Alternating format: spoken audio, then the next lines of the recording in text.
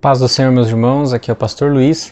Nós estamos chegando ao nosso 5º encontro, que nós estamos falando sobre a bibliologia, uma matéria que, como nós já vimos, é muito importante para a vida espiritual do crente, né? E hoje nós vamos falar sobre a doutrina da Trindade, entender o que é essa doutrina. E, por sua vez, essa doutrina é uma das mais difíceis, das mais misteriosas de ser interpretada na Bíblia Sagrada, né? É muito difícil que uma pessoa sem um pouco de conhecimento possa entendê-la ou possa tentar explicá-la para alguém que não conhece um pouco a base dessa doutrina, né? Em Êxodo 3,14, nós encontramos a referência dizendo que o Pai é Deus. Em João 8,58, nós encontramos a referência dizendo que Jesus é Deus. E em Atos dos Apóstolos 5,3 ao 4, nós encontramos a referência dizendo que o Espírito Santo é Deus, né? E a Bíblia também nos ensina que há somente um Deus, certo?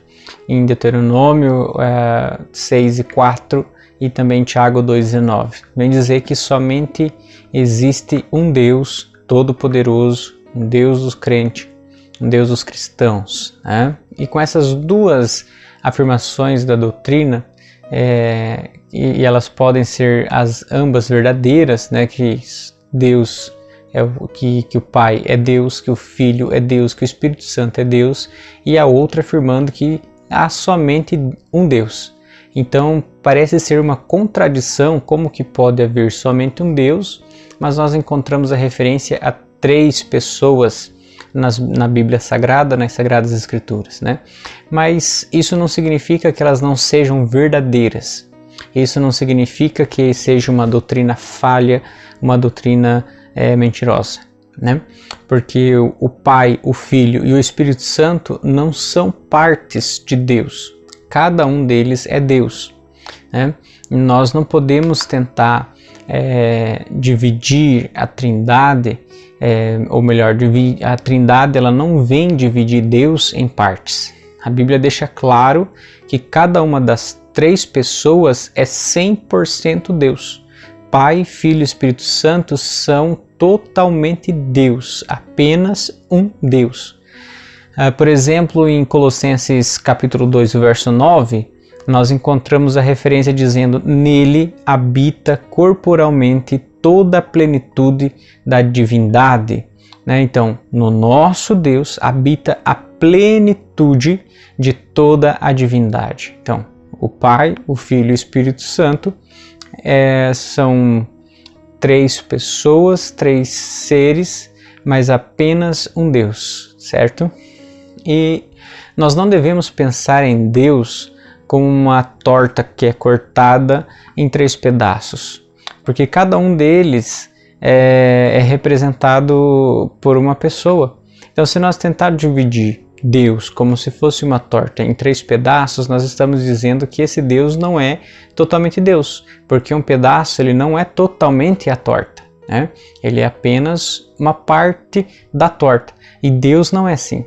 O Filho não é uma parte de Deus, o Espírito Santo não é uma parte de Deus e o Pai não é uma parte de Deus. Os 3 são Deus por 100%, na sua plenitude, na divindade, né? A palavra Trindade traz em seu contexto 4 ideias fundamentais, como nós já percebemos a respeito da Trindade. O Pai é Deus, o Filho é Deus, o Espírito Santo é Deus, e esses 3 são um só Deus. Se pode verificar na figura que nós vamos entender que o Pai não é o Espírito Santo Santo não é o Filho não é o Pai. Mas o Pai é Deus, o Filho é Deus e o Espírito Santo é Deus, né? É um pouco complicado entender, mas é assim que funciona a Santíssima Trindade. A Trindade, né? O Deus Trino, esse Deus que se apresenta em 3 formas, mas é apenas um Deus na sua plenitude, cuidando dos seus. A Confissão de Westminster, o Catecismo Maior de Westminster e o Catecismo Menor de Westminster declara que a seguinte definição a respeito da doutrina do Deus Trino. Eu vou ler com vocês, que diz assim: na unidade da divindade há 3 pessoas de uma mesma substância, poder e eternidade. Deus o Pai, Deus o Filho e Deus o Espírito Santo. O Pai não é de ninguém, não é nem gerado, nem procedente. O Filho é eternamente gerado do Pai. O Espírito Santo é eternamente procedente do Pai e do Filho. Né? Então, a existência de 3 pessoas numa mesma substância de poder e eternidade. A doutrina da Trindade, por mais misteriosa que seja, ela é uma doutrina com grande valor e um elemento valiosíssimo para a espiritualidade do crente. Herman Bavinck, um teólogo, escritor, ele vai trazer a seguinte definição: o artigo sobre a Santa Trindade é o coração e o núcleo da nossa confissão, a marca registrada da nossa igreja e o prazer e o conforto de todos aqueles que verdadeiramente creem em Cristo. Essa confissão foi a âncora na guerra de tendências através dos séculos. A confissão da Santa Trindade é a pérola preciosa que foi confiada à custódia da igreja cristã. Então, ele vem declarar, né, com essa citação, dizendo que a Trindade ela é o coração da nossa confissão de fé. A Trindade ela é a confissão da nossa fé à luz das Escrituras no meio cristão. E a Trindade nós encontramos ela já bem quase que específica no Velho Testamento. O Velho Testamento ele não vai revelar a Trindade explicitamente na sua existência trinitariana de Deus, mas contém indicações dessa Trindade. Na luz da revelação do Novo Testamento, essas revelações do Velho Testamento, do indícios da doutrina, elas vão ficando mais claras no Antigo Testamento. Numa simples leitura que a gente faça do Antigo Testamento, encontramos indicações de que na divindade há mais de uma única pessoa. Textos como Deuteronômio 4, versos 35 e 39, que nós vamos ler da seguinte forma: a ti te foi mostrado para que soubesse que o Senhor é Deus, nenhum outro há senão Ele. Por isso hoje saberás e refletirás no teu coração que só o Senhor é Deus, em cima nos céus e embaixo na terra, nenhum outro há. E outro texto também declarando que a existência de um somente Deus. Vede agora que eu o sou, mas nenhum Deus há além de mim. Eu mato e eu faço viver, eu firo e eu saro, e ninguém há que escape. E um outro texto ainda para deixar bem evidente, 2 Samuel, capítulo 22 e o verso 32, que vai dizer para nós: porque quem é Deus senão o Senhor, e quem é rochedo senão o nosso Deus. Então esses 3 textos que nós lemos, eles vêm dar indicações da existência da Trindade já no Velho Testamento. Então a Trindade ela não é uma coisa que surgiu por causa da igreja, por causa dos teólogos, né? Ela já estava na Bíblia, já estava na existência do Velho Testamento há muito tempo. Ela só ficou conhecida através dos estudos que os teólogos foram fazendo, os estudiosos foram fazendo. E também ela fica evidente na principal confissão de fé do povo hebreu, lá em Deuteronômio, no capítulo 6, o verso 4, que diz: ouve Israel, o Senhor nosso Deus é o único Senhor. Da mesma forma que também Isaías, no capítulo 45, o verso 18, vai nos dizer: porque assim diz o Senhor, que criou os céus e a terra, o único Deus que formou a terra, que fez e estabeleceu, que não a criou para ser um caos, mas para ser habitada. Eu sou o Senhor e não há outro Deus. E esses textos, ainda que não sejam suficientes para provar a doutrina da Trindade já no Velho Testamento, eles demonstram que Deus existe como um ser plural, que não vive solitariamente, né? Deus é um Deus pleno, um Deus magnífico, um Deus poderoso que se revela à humanidade em 3 formas diferentes: o Pai, o Filho e o Espírito. O Pai, o Deus poderoso, o Filho, Redentor e Salvador, e o Espírito Santo, o Consolador. As 3 formas em que Deus se revela para o seu povo. E ainda nós, no Velho Testamento, nós vamos encontrar o próprio Deus fazendo distinção de si mesmo. Textos como Gênesis 19, 24, que nós encontramos: então fez o Senhor chover enxofre e fogo da parte do Senhor sobre Sodoma e Gomorra. Percebeu a distinção? Então fez o Senhor chover enxofre da parte do Senhor, né?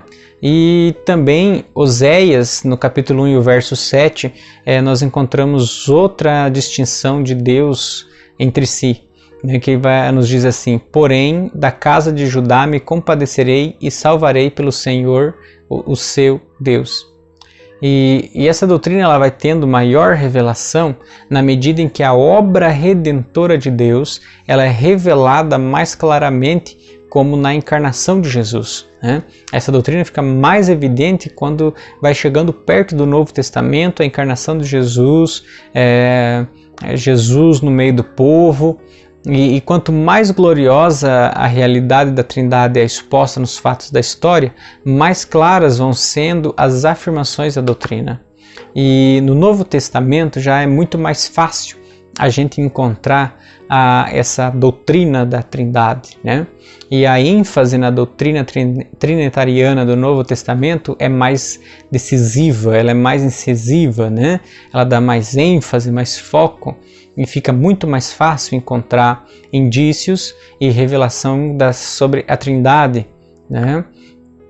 E há muitos relatos que nos dão a justa ideia de que Deus é um e 3 ao mesmo tempo. Então, se no Velho Testamento Jeová é apresentado como Redentor e Salvador do seu povo, já no Novo Testamento ele é o Filho de Deus. E se no Velho Testamento Deus, Jeová, é o que habita em Israel e nos corações dos que o temem, no Novo Testamento é o Espírito Santo que habita na igreja, né? No Novo Testamento oferece clara revelação de Deus enviando o seu Filho ao mundo e do Pai do Filho enviando o Espírito.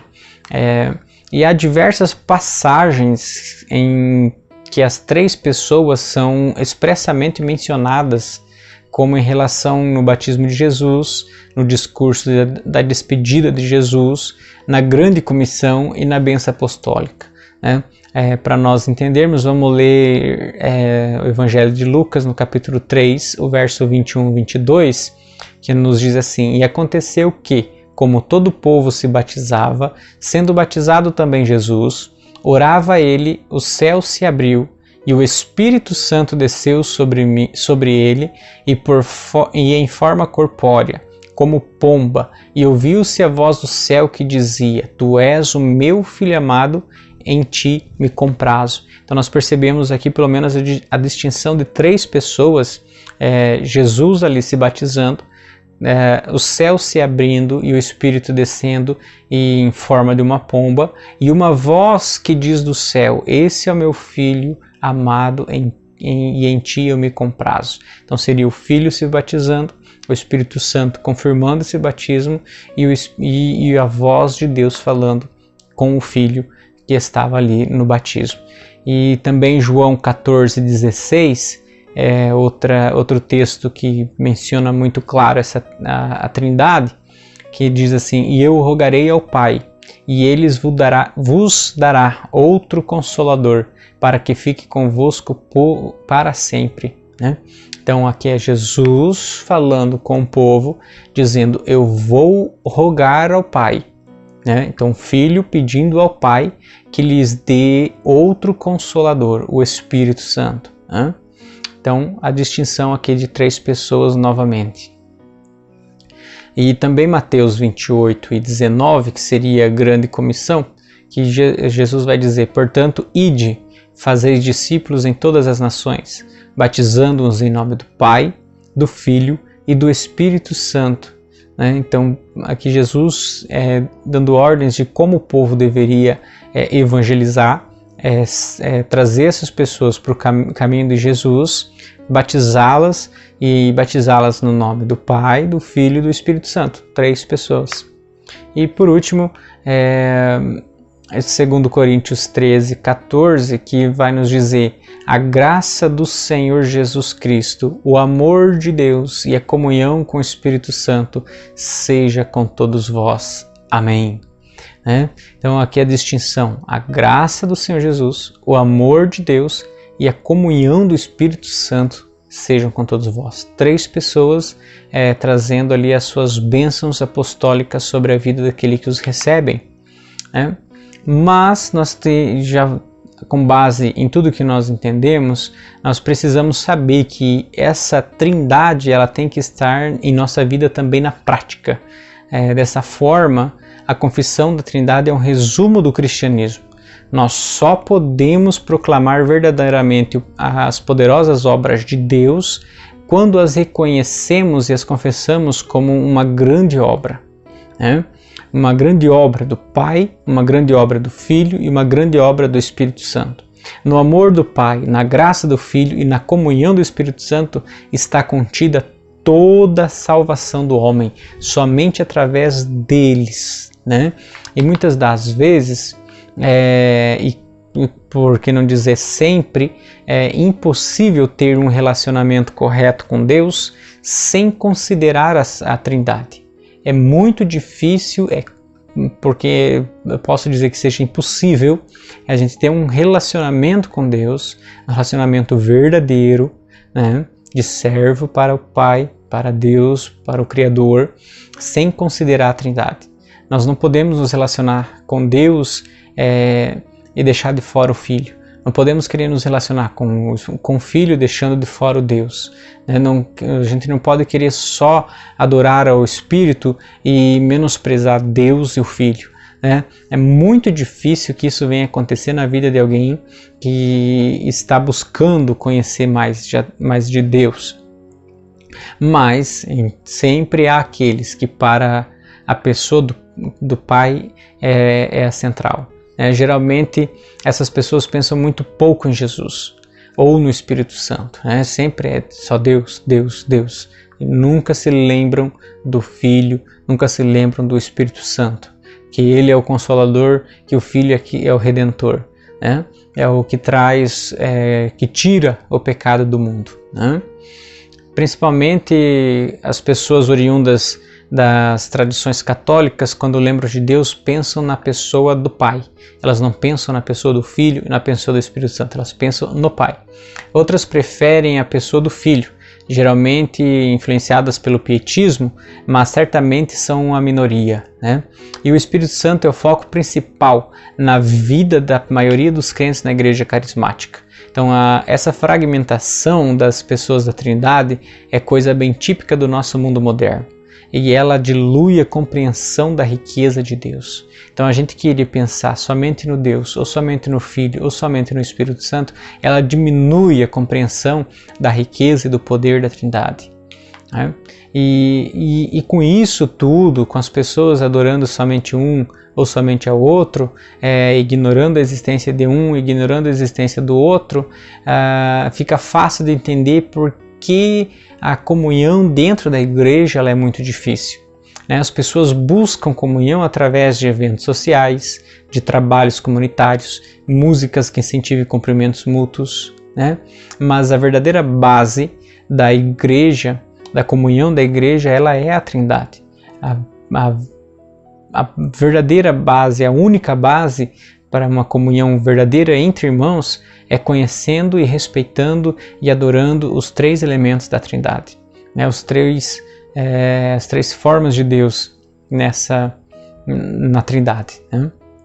Nós precisamos entender que fomos chamados para refletir o mesmo amor que existe na Trindade.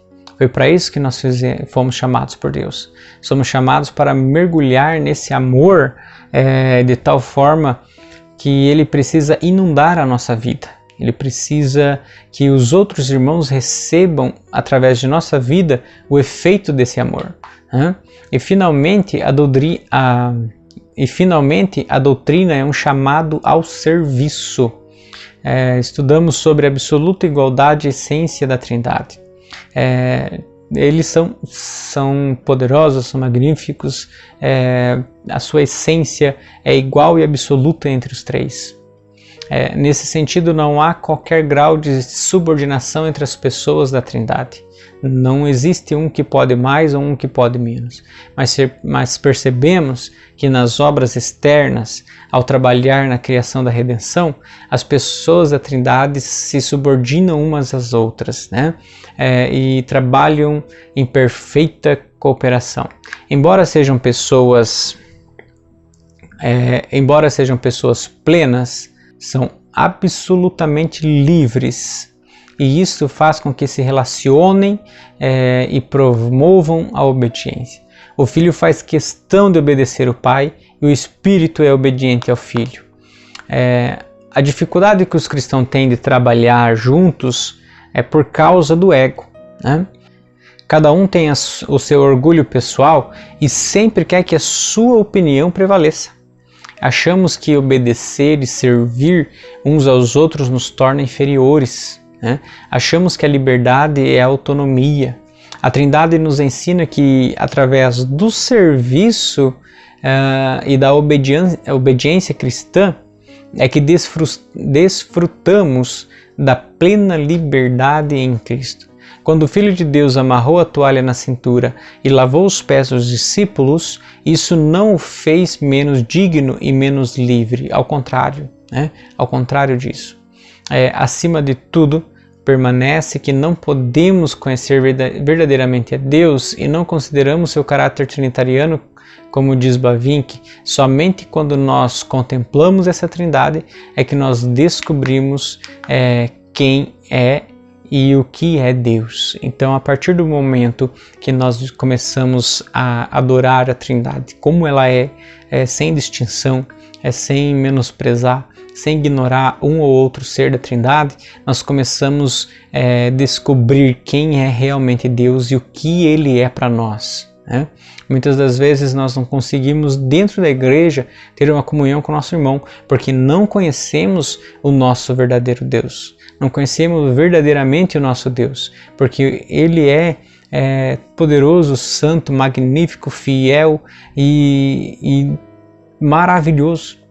E nós não conhecemos Ele, vivemos então fechados numa caixinha, em uma vitrine, com carinha de santo, dizendo eu sou melhor que o meu irmão. Deixamos de amar o nosso próximo como Deus amou o seu Filho, como Deus amou o seu povo, entregando o Consolador, como o Pai, o Filho e o Espírito se conversam na Bíblia. Então, nós precisamos começar a viver uma vida de abundância, de pensamentos sobre a palavra e sobre quem é o nosso Deus, conhecer verdadeiramente o nosso Deus e viver uma vida devota a esse Deus trino, um Deus que se apresenta para nós como Pai, como Filho e como Espírito Santo. Amém? Então essa foi a nossa aula a respeito da doutrina da Trindade. Nós possivelmente teremos ainda mais um vídeo, Eu quero finalizar com mais um evento, um bônus para vocês, mas eu já quero aqui agradecer você que assistiu toda a série de ensinamentos a respeito da bibliologia.